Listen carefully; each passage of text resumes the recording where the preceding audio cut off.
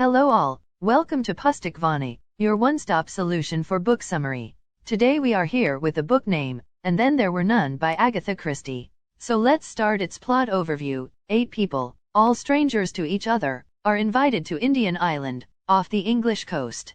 Vera Claythorne, a former governess, thinks she has been hired as a secretary. Philip Lombard, an adventurer, and William Blore, an ex-detective, think they have been hired to look out for trouble over the weekend. Dr. Armstrong thinks he has been hired to look after the wife of the island's owner. Emily Brent, General MacArthur, Tony Marston, and Judge Wargrave think they are going to visit old friends. When they arrive on the island, the guests are greeted by Mr. and Mrs. Rogers, the butler and housekeeper, who report that the host, someone they call Mr. Owen, will not arrive until the next day. That evening, as all the guests gather in the drawing room after an excellent dinner, they hear a recorded voice accusing each of them of a specific murder committed in the past and never uncovered. They compare notes and realize that none of them, including the servants, knows Mr. Owen, which suggests that they were brought here according to someone's strange plan. As they discuss what to do, Tony Marston chokes on poisoned whiskey and dies. Frightened, the party retreats to bed, where almost everyone is plagued by guilt and memories of their crimes. Vera Claythorne notices the similarity between the death of Marston and the first verse of a nursery rhyme, 10 Little Indians, that hangs in each bedroom. The next morning the guests find that Mrs. Rogers apparently died in her sleep. The guests hope to leave that morning, but the boat that regularly delivers supplies to the island does not show up. Blore, Lombard, and Armstrong decide that the deaths must have been murders and determine to scour the island in search of the mysterious Mr. Owen. They find no one, however.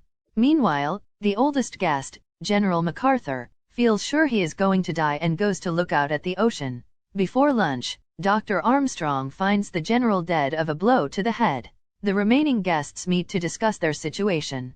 They decide that one of them must be the killer. Many make vague accusations, but Judge Wargrave reminds them that the existing evidence suggests any of them could be the killer.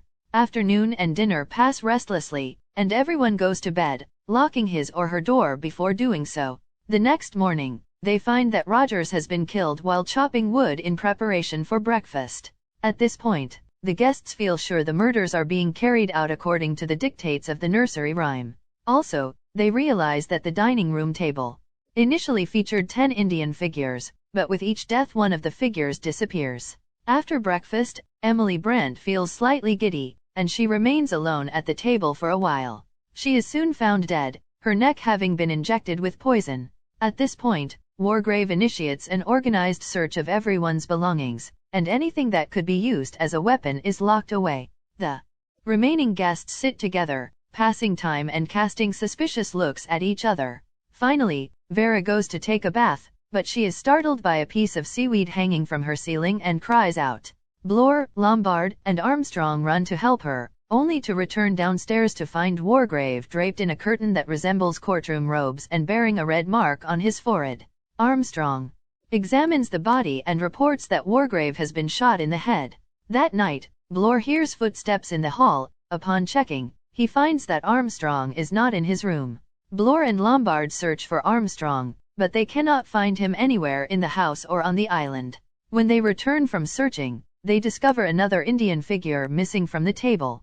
Vera, Lombard, and Blore go outside, resolving to stay in the safety of the open land. Blore decides to go back into the house to get food. The other two hear a crash, and they find someone has pushed a statue out of a second-story window, killing Blore as he approached the house. Vera and Lombard retreat to the shore, where they find Armstrong's drowned body on the beach. Convinced that Lombard is the killer, Vera steals Lombard's gun and shoots him. She returns to her bedroom to rest, happy to have survived. But upon finding a noose waiting for her in her room, she feels a strange compulsion to enact the last line of the nursery rhyme, and hangs herself.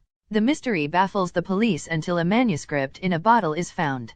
The late Judge Wargrave wrote the manuscript explaining that he planned the murders because he wanted to punish those whose crimes are not punishable under law. Wargrave frankly admits to his own lust for blood and pleasure in seeing the guilty punished. When a doctor told Wargrave he was dying, he decided to die in a blaze, instead of letting his life trickle away. He discusses how he chose his victims and how he did away with Marston, Mr. and Mrs. Rogers, MacArthur, and Emily Brent. Wargrave then describes how he tricked Dr. Armstrong into helping him fake his own death, promising to meet the doctor by the cliffs to discuss a plan. When Armstrong arrived, Wargrave pushed him over the edge into the sea, then returned to the house and pretended to be dead. His ruse enabled him to dispose of the rest of the guests without drawing their suspicion. Once Vera hanged herself on a noose that he prepared for her, Wargrave planned to shoot himself in such a way that his body would fall onto the bed as if it had been laid there. Thus, he hoped, the police would find 10 dead bodies on an empty island.